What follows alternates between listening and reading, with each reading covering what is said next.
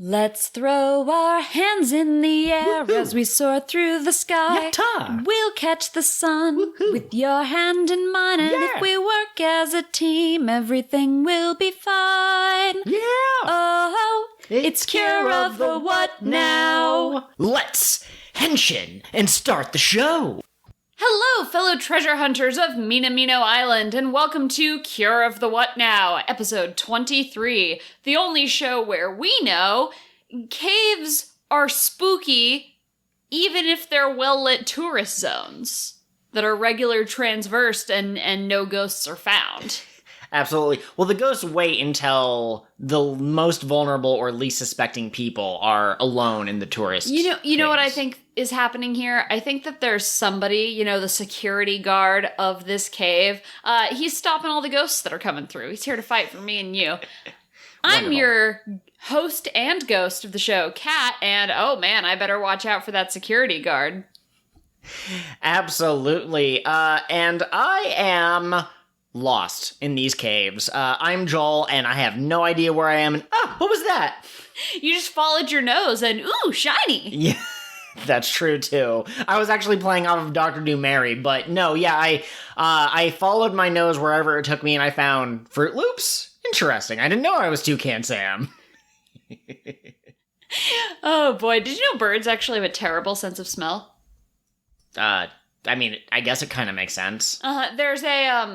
There's a common myth that you shouldn't handle birds' eggs if you find them because the mother bird will smell people on them and abandon them. And it's true that you shouldn't handle her eggs because she's probably watching from somewhere nearby, but the smell thing is not. That's a myth. Birds have terrible senses of smell. Very interesting. We have a very exciting discussion question this week because it was submitted to us by one of our listeners. That one welder guy on Twitter has asked, if the PreCure were in the Olympics, what sport would they play? Yes, I also do want to point out that at this point, I'm comfortable giving James the unofficial title of number one contributor to Cure of the What Now, because he's regularly in Tweets in a Bottle, and now he has given us one of our first listener-suggested discussion questions.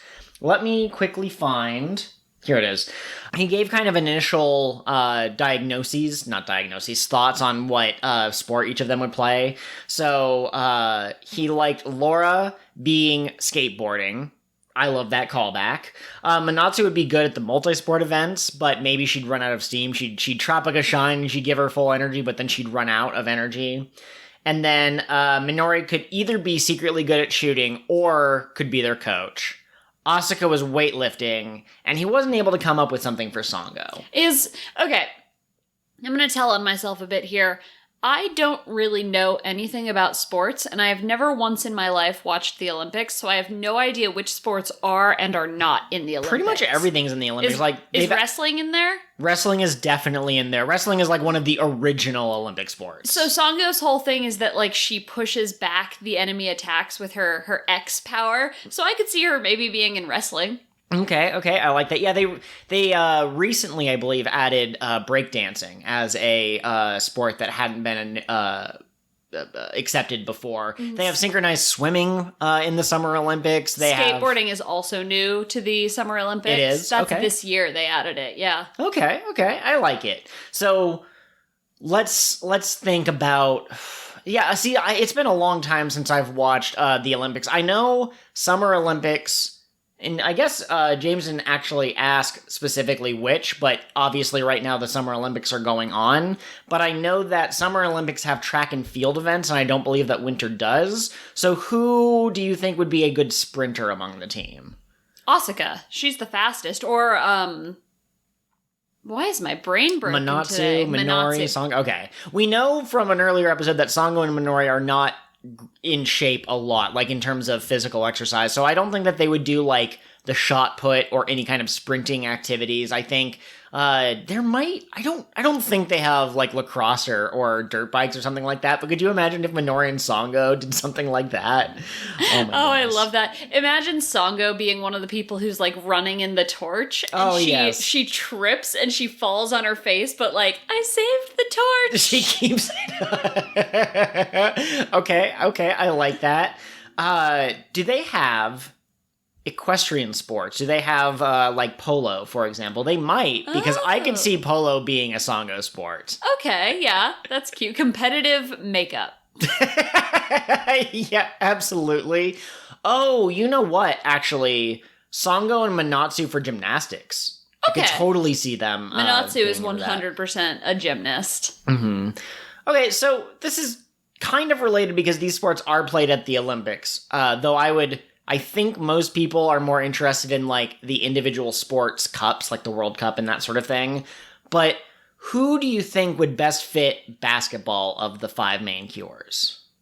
I mean, Asuka's the tallest. Yeah, okay. And she also seems the most likely to...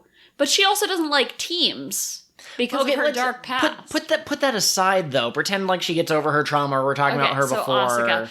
Unfortunately, I feel like my answer to most of these questions is going to be Asuka because she is the team athlete. Okay, but I genuinely do think that basketball most fits her. Let's pretend that each girl can only get, like, a single sport. So Asuka is basketball, but now we go to soccer, and who would you pick?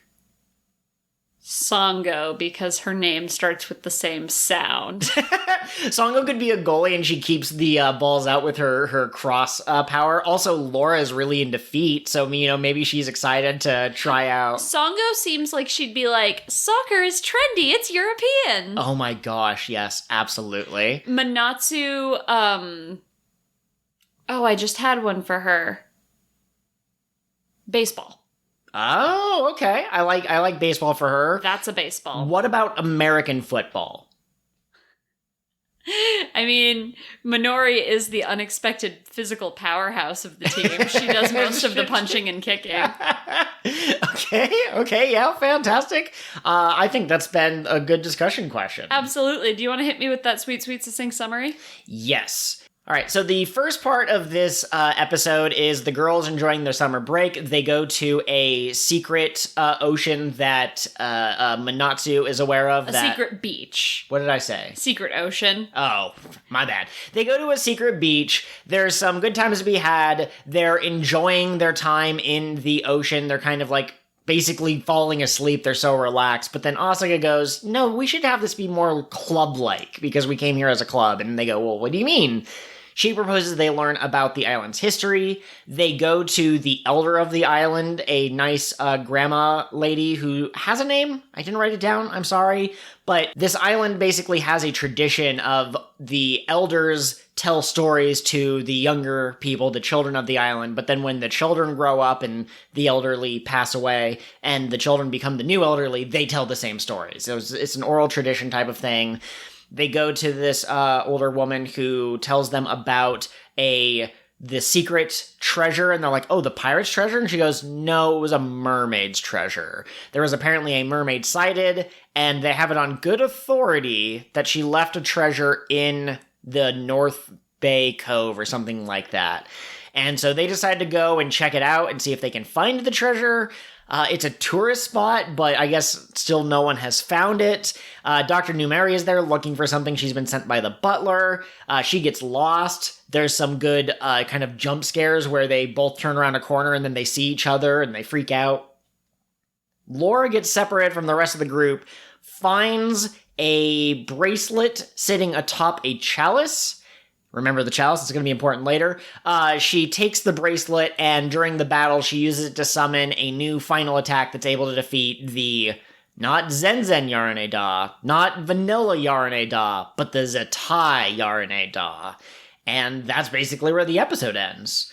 The chalice is actually the thing that the butler was looking for. So Numeri goes back and she goes, I wasn't able to find the thing. The mermaid got the bracelet. And the butler goes, bracelet? We don't care about the bracelet. We want the cup that had all of the motivation power in it. So I guess that's what the kind of shimmering liquid was when Laura found it. Is it just me, or is it weird that Laura didn't notice this cup was full of motivation power? It's a little strange, yeah. I think that they're just trying to give the bad guys a chance to get powered up after the break, because both Chongyurei and Dr. Numeri, it seems, are now on vacation, and Elda at the end of the episode was like, oh, we can get a wish granted, so I'm guessing next episode will be Elda, And then after that, there will be some, like, big change. Now, remind me, what was the name of the casket or whatever they were trying to... The Fool's Casket. The Fool's Casket. Which, if you fill it with enough motivation power, can grant a wish. And that's what the Witch of Delays has been working on. It was first mentioned in the episode where Laura was captured and she was brought before the Witch of Delays. Okay.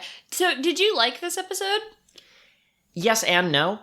As always, I waffle. I thought that a lot of the reactions were cute. There were some amazing screenshots. I liked the episode. That shot of Laura jumping out of the water and being silhouetted by the moon, that was poetic and amazing. And we're starting to get a hint at, like, a larger story other than just these girls are just being goofs and stopping bad guys who show up and do one-off evil schemes.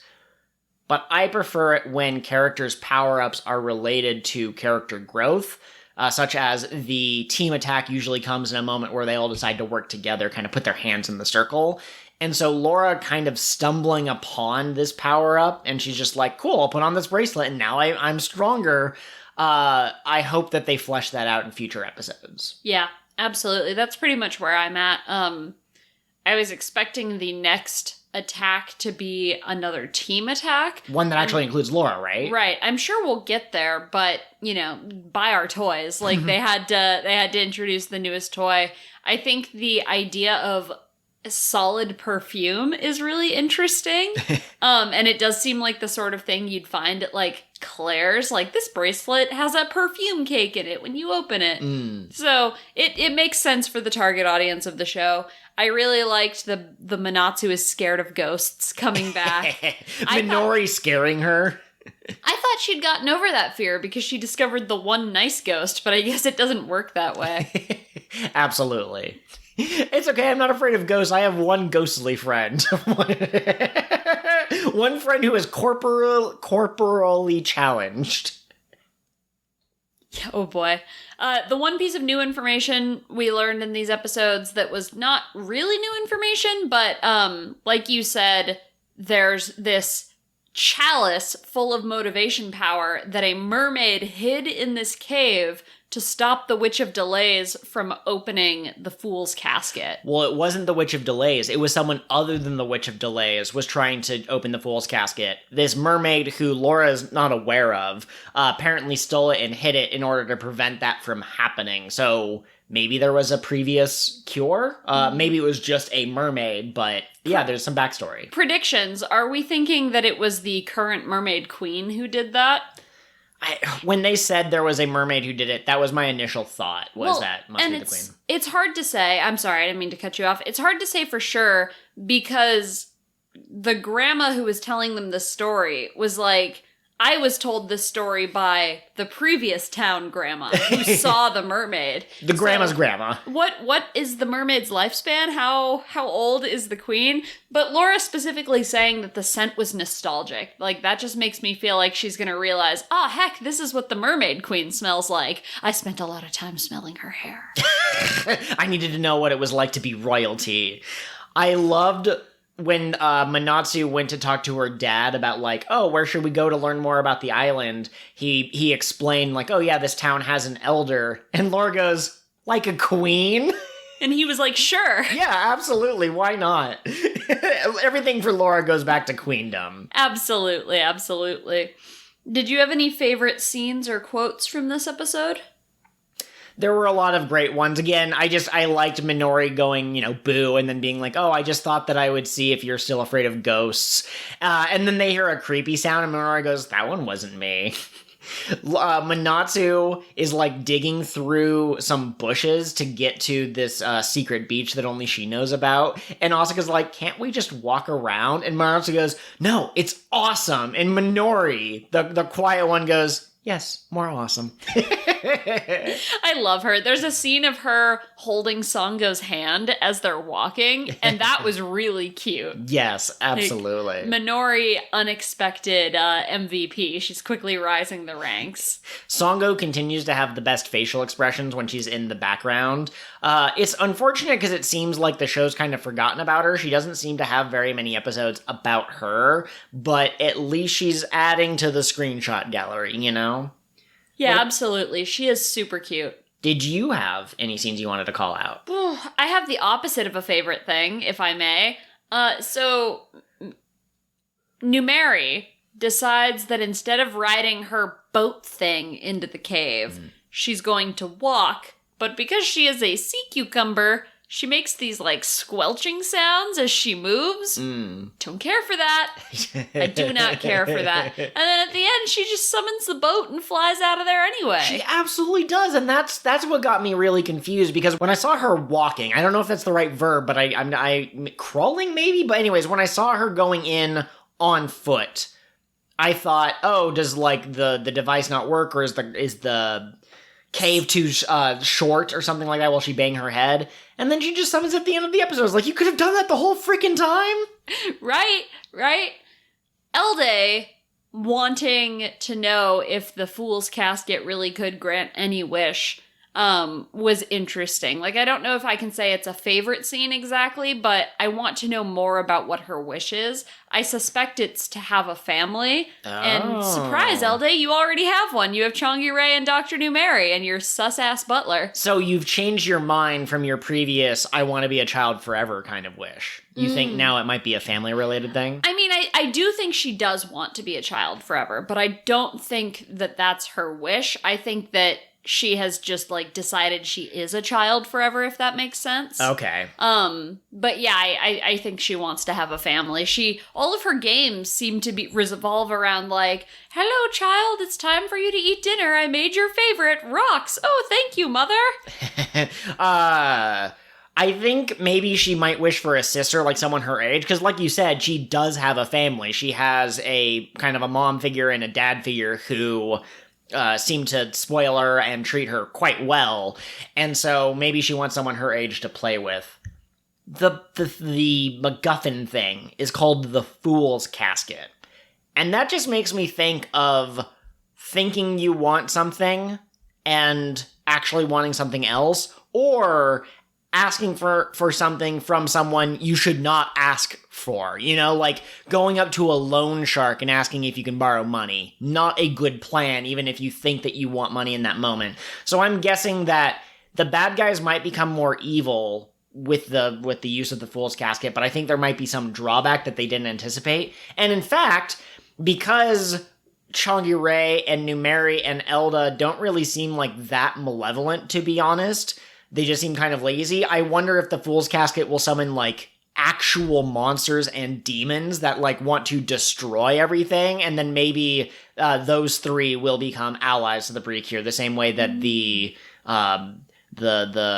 Kira thieves eventually turn back into being just good fairies later in the season. Okay, yeah, I could see that. I like that a lot. Can I just say, the music in this show, but specifically this episode, goes so hard. Yes, absolutely. The music that played, was that when all four of them were transforming? Yeah, and then during the battle. Yeah. It was like this rock music, and it was really good. I liked it a lot. Mm-hmm. No, it was wonderful. I loved every moment of it. I also do want to say, to circle back to Laura being like, oh, this is a familiar scent, it would make sense that it was related to the Queen because, you know, she spends a lot of time with the Queen. Something that they could do, I don't think that they will, but they could, is we've never really learned anything about Laura's family. It seems like maybe she's the daughter of the Queen, but we don't know. So I was wondering if maybe it's one of those tropes where she was abandoned as a baby at the Queen's palace or something, and she was raised by that family, but she doesn't remember her birth family. And maybe the previous mermaid who fought the witch was actually her grandmother or something like that. Okay, I could see that. I like that a lot. A lot of PreCure seasons seem to like to have a episode that is about the Pink Cures, one of their family members, and recent have had like divorced parents or a parent who's away, so you don't actually get to see the dad that often. Manatsu has both of her parents, so they could just shift that plot point, that single episode, onto Laura at some point down the line. Another thing I want to make note of is stars seem to come up over and over and over Yeah, especially in these episodes. In this episode. So there was the star fruit that Minatsu's dad cut up for them. It's the specialty of the island. And then there was star-shaped sand. And then when the 5 of them were floating in the water, it made a star. And then in the cave, there were glowworms in the ceiling that looked like the night sky full of stars. So something is coming. And like I realized, because during the episode I turned to you and I said, I think that there's going to be another bonus cure, and I think it's going to be star-themed in some way, like Cure Star or whatever. I know we had one in Star Twinkle, but then I realized that Laura's transformation, her shape is the star. Sure, yeah. So, I don't know. I don't know what's going on. Yeah, and it would be interesting if we got a 6th member who was represented by the star, which has 5 points. But no, I do agree that they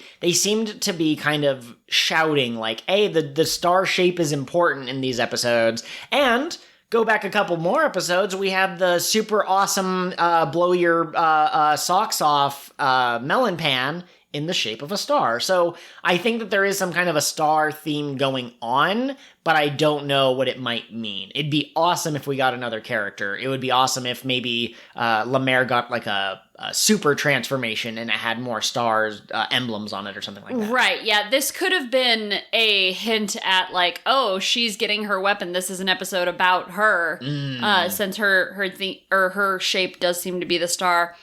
Her new attack item is called the Perfume Shiny Ring, specifically bubble form. And Joel, you pointed out that you think that means it's going to have other forms in the future. Her attack is PreCure Ocean Bubble Shower, and basically it's, Bubble Beam from Pokemon. She points this gun and it shoots a lot of bubbles. She has the same victory pose with the foot in the air. She turns like she might be all serious, and then she's goofy with the backwards bending and all that stuff. They gave Laura a gun. She's unstoppable now. If I were going to give any of them a gun, Laura is one of the most likely. Right? Absolutely. It's like Asuka, Minori, Laura, Sango, Manatsu, way, way down, tied with Kururun.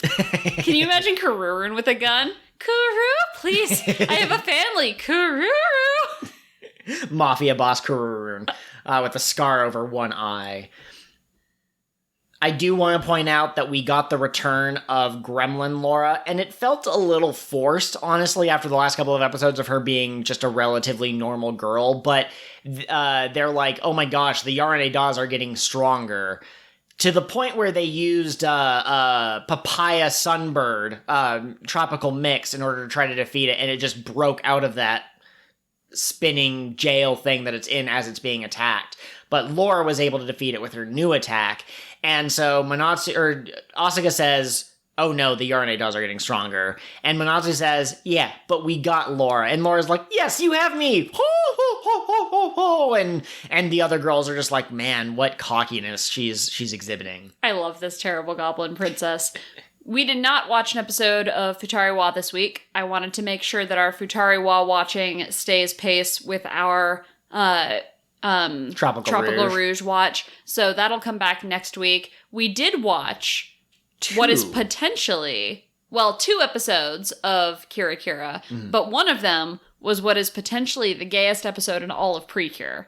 I can't think of one that's more explicitly gay. I've said before many times that Star Twinkle has a few relationships, and the ending is so powerful because it does feel like two people who are in love who have to be separated for reasons. I probably should have warned people about spoilers, but my point is, there are other episodes or other seasons that have good chemistry between different characters, but this one was explicitly framed as one girl might be moving away because the other girl was not paying enough attention to her, and it involved a fight against the bad guy where one of them says, I like her, I love her, what more reason do I need? So, yeah. We watched episode 24 and 25 of Kira, and we're going to talk about them out of order because, Kat, you gave me such a good lead-in to episode 25. A prince from a small but powerful country that specializes in sweets visits Japan and falls in love with Yukari at first glance, and says, "Why don't you join me in my kingdom, become a princess, and we'll live happily ever after?" And Yukari goes, "Yeah, maybe." And Akira's like, what? You have school and the Kira Patty? Even though it's obvious that Akira wants Yukari to stay for her sake, for Akira's sake. And throughout the episode, basically, Yukari keeps trying to play Akira off of this prince guy, keep being like, maybe I'll move to this country. I don't know. It sounds like it might be interesting. And Akira is just like, this is so frustrating. But by the end of the episode, Akira has said, like, I like her, I love her, I want some more of her. And so Yukari was basically convinced to stay, and maybe she'll fall in love, but she says, I haven't fallen in love, but maybe I'll discover what that is if I stay here a little longer. She used to wonder what love could be, until Akira shared her hand-holding with her. My little patissier. Yeah, no, I really like this episode. I really like Yukari's character, and we haven't quite gotten to all of the stuff with her, so I won't go too deep into it, but I think that her story is one of the most relatable for me personally, and I'm really excited to watch you, like, go through it. Because you also are perfect in everything that you do, and everyone is constantly asking you to marry them and how beautiful you are. Don't look at me with such sincerity. Yeah, so I don't remember other aspects of Yukari's character if we discussed it in the bonus episode when you watch Kira, but at this point, it's fairly clear that she's sort of like a Mary Sue in that she's perfect at everything that she tries, but she actually realistically finds the world boring because of that, and so she's trying to find something that can actually intrigue her and actually challenge her. And so her, like, maybe I'll move to this kingdom, you know, and become a princess, that might quench the boredom inside of me. That's a very interesting take on it. Mm-hmm. And Akira tries to say, you know, this person has actual feelings that you're toying with because you're looking to be amused. Yes. And it's pretty clear that Akira is actually talking about herself. Yes. When she's talking about that. But Yukari seems a little taken aback, and she's like, oh man, I'm a horrible person. And Akira's like, I love you anyway, though. Just stop that. Yeah, just try to be a better person. Absolutely. I do have to say, this is the first time I've ever truly seen Yukari be sensitive about something. And again, because she does present as this, like, perfect character who's always amused by others around her, I didn't think that Akira's words would shake her so badly, but they did shake her. We get a little bit more vulnerability, which is always good. Characters need flaws. And it turns out that this was foreshadowed in an episode where Giulio attacked Yukari by being like, you're deep down, you're an awful person, you know that no one wants to save you. And I guess he actually almost hit the mark, and she attacked him before he could finish the thought so that she wouldn't be wounded. Okay, I'm interested to see where this goes. Absolutely. You know? What was the other episode of Kira you watched? Episode 24. Oh, no! I'm sorry. I didn't mean to cut you off. One of my favorite lines in Kira PreCure a la mode. Ah, yes. Who are you, Elysio? I am the empty shell of a clown. Yes, absolutely. So, what a mood. Episode 24 introduced us to two more generals under Master Noir-sama. One of them is named, well, the fan subs called him Glaive, and the official subbed on Verve called him Glaive. I think I've mentioned this before. In the Japanese language, they don't actually have the L sound, like Lu or La, and so they always use Ru or Ra instead. So Luffy from One Piece is actually Ruffy if you look at the katakana. And so I think both of them are understandable translations, and they're both pretty cool. But we get introduced to, I'm going to call him Glaive. I think that's the cooler name. But we're introduced to Glaive and Elysio. And Glaive is a big muscular dude who has a cool car that he drives around in. And he's able to create, like, doll minions. He creates miniatures and then brings them to life. And they're called, like, the Nendo. And the only thing they can say is Nen. And then there's Elysio, who is on the more pretty side of the spectrum of masculinity. And he fights with playing cards, and he's named Elysio, and when he introduces himself, he says that he's an empty shell of a clown, which is iconic here at Cure of the What Now. I love that line so much. I heard it and I went, yes, I kin this man. There was an Elysio-shaped hole in my heart, and I've been trying to put different characters in that slot, and now I finally found it. Yes, absolutely. So now that you've kind of seen both halves of the new villain team, which one are you enjoying more? I really like Glaive. If you heard me gushing about Heartcatch in that bonus episode, you know that I loved Kumojaki, and Kobaraja was alright, but he wasn't my favorite. I think I prefer, in PreCure, the more bulky kind of villains compared to the loud people. Yes, exactly. The boisterous, like, I'm gonna punch you 50 times, compared to the, I have a secret plan that takes 48 steps to complete. You know, that's not... It's funny, though, because sometimes I like the smart characters, but in PreCure, I just seem to like the brawny guys. I will say, when I was watching this series, I saw that Elysio's magic was card-themed, and I was like, this is going to be Joel's jam, his jelly, and his peanut butter.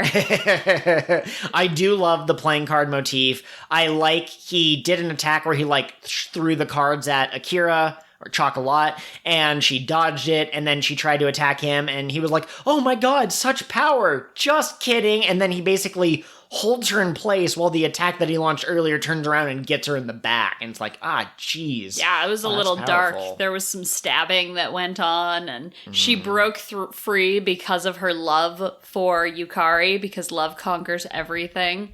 Have we talked about the hot clown conspiracy here on Cure of the What Now? I'm sure we have, but let's talk about it again. Officially canonize the hot clown conspiracy. Now, listeners, I have a theory. We all know that calorophobia, the fear of clowns, does not exist in Japan, right?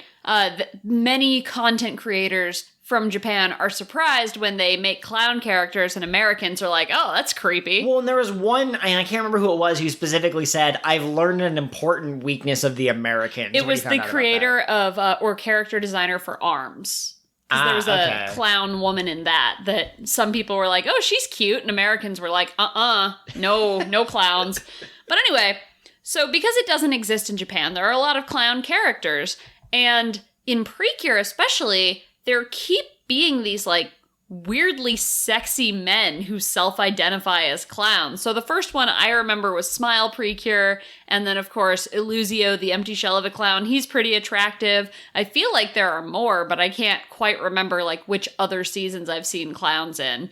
But it just keeps happening. And so I call this the hot clown conspiracy. Someone at Toei has a clown thing, and they want everyone to know it.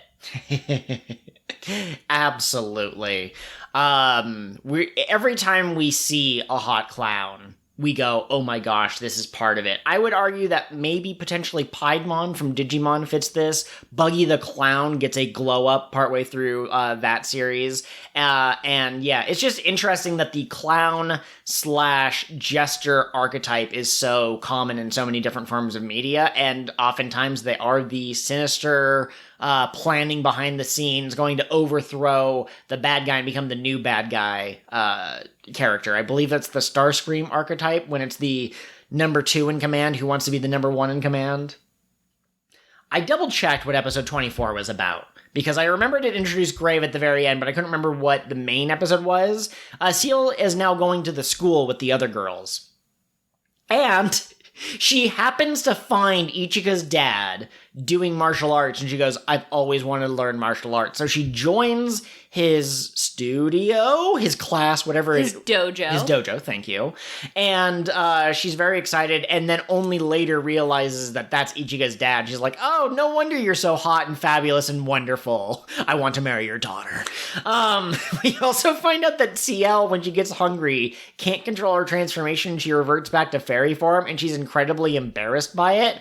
But the other girls basically tell her that it's okay for her to rely on them and ask for help. And so, you know, their bonds are deepened a little bit by that. Yeah, absolutely.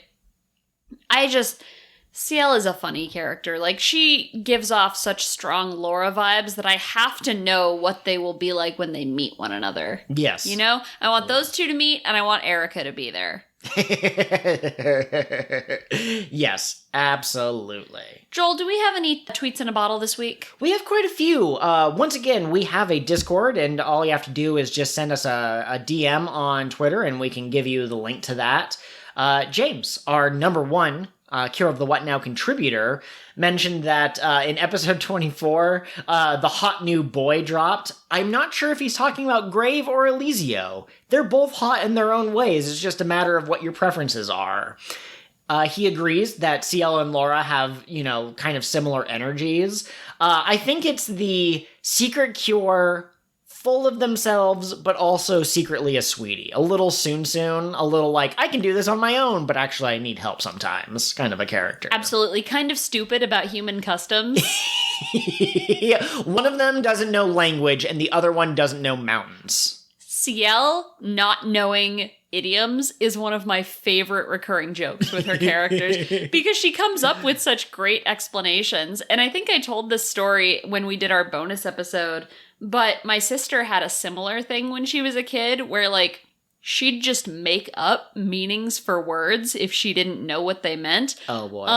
And her teacher sent home some homework assignment where they were supposed to figure out, like, the meaning of words from context, right? And I can't even remember what the word is, but the character happened to be in a disguise when the word was used. And so my sister was like, it meant she was wearing a disguise. But the word was like, I don't know, bakery or something, right? Like something not even related. For sure.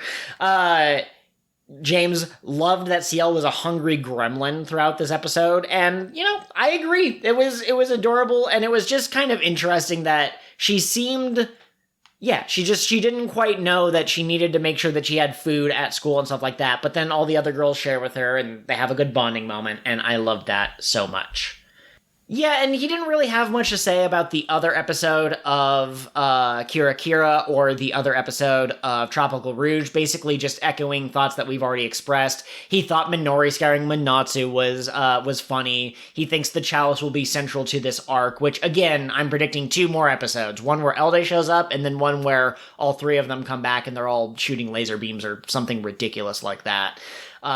He really likes the Yukari Akira ship, which, I mean, because you didn't know what was going to happen throughout this series. You were watching them in 7-episode chunks, so at one point you're like, I think that these two are really good friends and they might be a couple. But then there's another episode where they explicitly mention your lover will leave you and shows those two. And now we have this episode where they dance together, where one of them catches the other in their arms, where the prince guy tries to do a lift, but because they don't have a strong sense of trust, they can't do it. But you get a lift kind of attack with Akira and Yukari.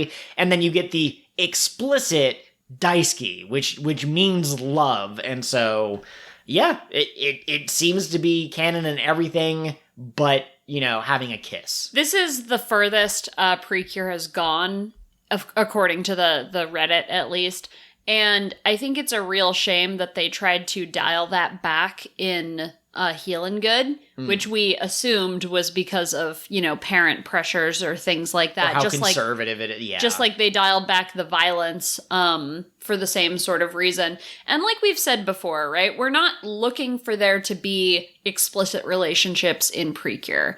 We don't need it. There doesn't have to be romance. But if you are going to have a show where, Ichika got a crush on a person that she thinks is a boy, then it's about the same to have a girl have a crush on another girl. So you kind of have to decide, are we comfortable with romance in general, or are we not comfortable with any at all? Absolutely, yeah. If you're going to have romance, there's all sorts of different dynamics that can be explored and that kind of a thing. And so, yeah, I think that this is really cool, and I hope that it makes a comeback in some later, season. Mm-hmm. One thing I will say to Healing Good's credit is they didn't have any romance at all. There was never a moment of oh, there's that cute boy. Which, thank goodness, because I'm really just here to see people transform into cute outfits and punch monsters. Absolutely. I will say, I would love an episode or like a side series of manga or whatever that has Hinata being as boy crazy as Mabel from Gravity Falls, because I think that would fit her pretty well. But at the same time, you're right, it doesn't have to be part of the thing because, you know, it's about healing the planet or being kind to others or other things that aren't necessarily about love. And I think it's interesting that Kira, the season whose central theme is focusing on doing things that you enjoy and like versus loving things and strong feelings, is one of the strongest shifts that the show has given us. Absolutely, yeah. So before we end the episode, do you have any crack theories for the chalice or Laura hunting down this mysterious mermaid that planted it there? I do want to say on a somewhat serious note that the ancient, I don't know what you would call them, but the mermaid in the flashback who jumped in front of the moon, their hair looked a lot like Cure Mermaid. So and it had the pearls and... Yeah. Mm-hmm. So I wonder if they're going to subtly do a crossover or something in one of these episodes. I would love that. But as for a crack theory, the bad guys will obtain the chalice, and they will go to take the motivation power. But it's not motivation power. It's just a really tasty soup. Okay. Yeah, it's the chalice of infinite soup. You know, every time you take a spoonful out and you taste it, and it's the best gosh dang soup you've ever had. Okay, so it just refills. It's whatever soup you're hungriest for when you take a spoonful. Yes, absolutely. Okay, that's beautiful. That's beautiful. I've got a crack theory for you. Absolutely. Guns are not legal in Japan, right? This isn't the lawless West. This is Japan. And so Cure Lemaire pulls out her bubble gun, and the police are like, "Excuse me, ma'am, stop." And they try to intervene. And in order to escape the cops, Cure Lemaire has to join the Yakuza, and she becomes a weapons smuggler under the table.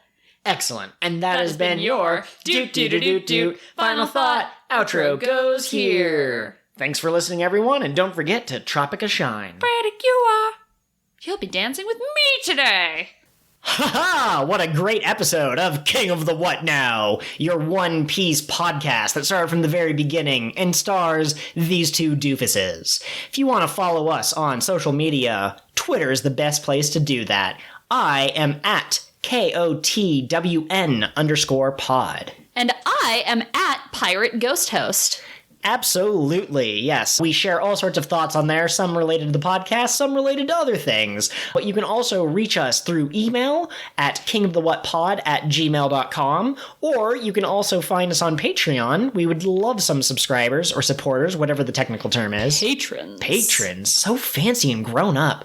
And you can find that at patreon.com/KingOfTheWhatPod. You can find all sorts of things like bonus episodes, and you get to see the full cold open candidates, not just the ones that make it into the episode. Maybe someday if I learn to draw, I'll put stuff up there. We're always looking for suggestions and feedback. And speaking of which, please take a moment to rate and review our podcast wherever you get us from. So iTunes, Spotify, Scrivener, that's for writing. But wherever you listen to our podcast, take a moment to leave a review. It helps other people find us. We are so grateful to all of our listeners, and we couldn't do this without you. Absolutely. Word of mouth is super powerful, so if you have a friend who likes One Piece and they haven't heard of us, just direct them to the latest episode. And if they hate us, they can tell us why. And if there's an actionable item, we'll try to please you. That's how this works.